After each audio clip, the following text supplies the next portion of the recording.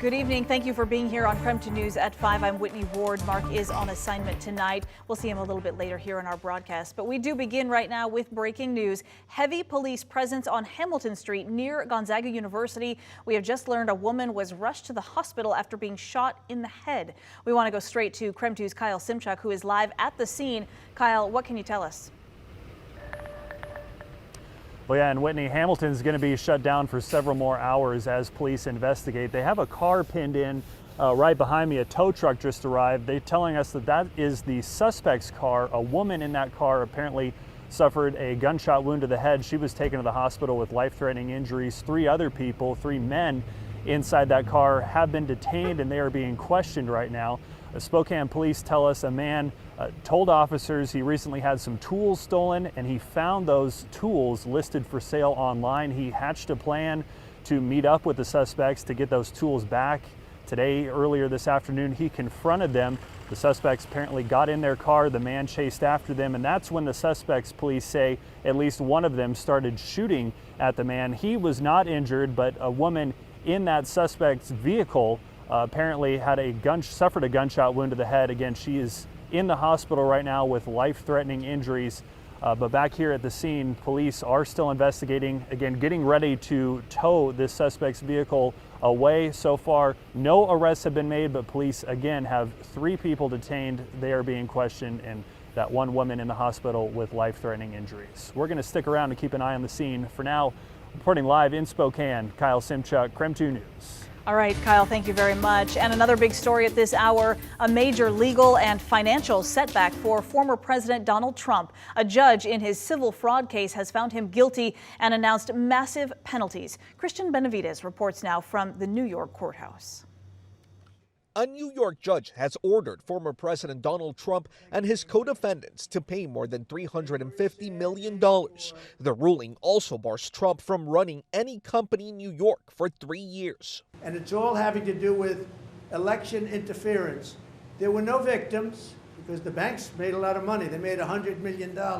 Judge Arthur Engoron released the decision 4 months after finding Trump had committed fraud by inflating his assets and net worth, all to get better terms on loans and insurance. Throughout the trial, the former president denied wrongdoing, clashed with the judge, and slammed the case as a witch hunt.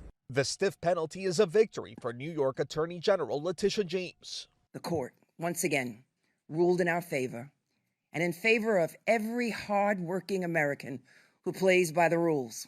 Trump's legal team is promising to appeal, but that will be challenging, according to CBS News legal analyst Ricky Kleeman. What it says to me is if I am Donald Trump's lawyer, I think I have many grounds for appeal, but I've got to post money or a surety bond in order to go forward with the appeal.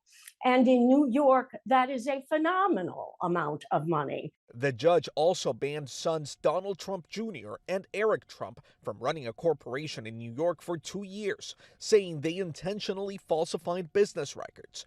Christian Benavides, CBS News, New York. In the meantime, Russian state television now reporting that opposition leader Alexei Navalny has died in prison. The 47-year-old was a harsh critic of Russian President Vladimir Putin and his allies. CBS is reporting that U.S. officials now saying the death is suspicious. Russia said he died after taking a walk at the prison where he had been detained on extremism charges. He appeared in court the day before his death and appeared to be in good health. This all comes a month before Russia's presidential election. Putin is almost guaranteed to win another 6-year term. To see all of our top stories this week, remember you can go to KREM.com or our KREM 2 Plus app for our week in review. If you don't have KREM 2 Plus, it is free to download right now on Apple TV, Roku, and Amazon Fire. Now switching gears to talk weather. The inland Northwest seeing a lot of sunshine today, but boy, was it cold. And now we're tracking maybe some more snow this weekend, so we turn to our chief meteorologist, Jeremy Legoo. This is February, finally. Whitney, get this, 9 more minutes of daylight. Not bad though, really. I mean, at least we're in the 5 o'clock hour. It looks gorgeous out there. Yeah, it is absolutely gorgeous. All right, let's talk it quick. 9 more minutes of daylight for Spokane. Just so you know, if you're elsewhere, your daylight's different. You don't need to email me. I know that. When it comes to the sun and not seeing it, one, Coeur d'Alene is farther east. 2, the sunset is calculated off the horizon, and they will do math to make sure the mountains don't obscure it. So sometimes you don't see the sun when it's technically still up. All right, glad we got that out of the way. 34 degrees right now, and when it comes to those temperatures, they are going to drop quickly once the sun goes down. It's calm winds, it's clear skies, and it's snow on the ground. So by tomorrow morning, we are waking up to lows down in the teens once again.